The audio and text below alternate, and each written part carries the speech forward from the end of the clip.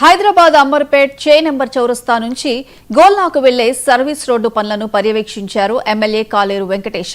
వారం రోజుల్లో service road ప్రారంభించకపోతే ఆందోళనకు దిగుతామని హెచ్చరించారు. ప్రజలకు ఇబ్బందులు కలుగుతుంటే చూస్తూ ఊరుకోమని హెచ్చరించారు.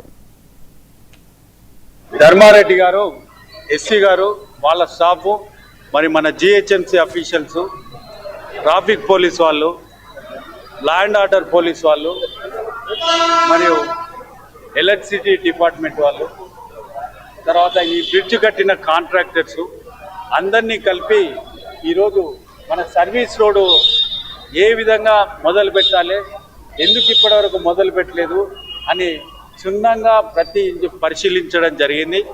అయితే కాంట్రాక్టర్స్ ఈరోజు మనకు హామీ ఇచ్చిండ్రు, వారం రోజుల లోపల సర్వీస్ రోడ్ ఓపెన్ చేస్తానని.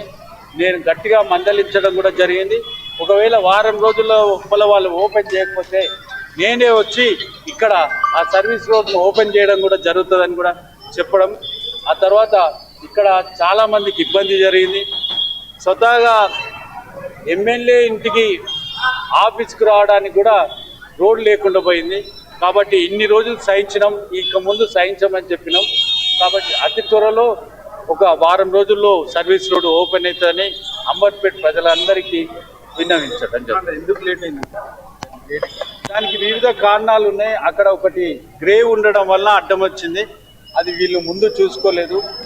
మన రోడ్డు ఎవరైతే వేస్తారో వాళ్ళు గ్రేవ్ ఉందా లేదా, ఏం యూటిలిటీస్ ఉన్నాయి అవన్నీ కూడా చూసుకోవాల్సింది. కానీ తప్పు వాళ్ళ వల్ల జరిగింది. దానికి ఇప్పుడు మనం ఏం చేయలేం.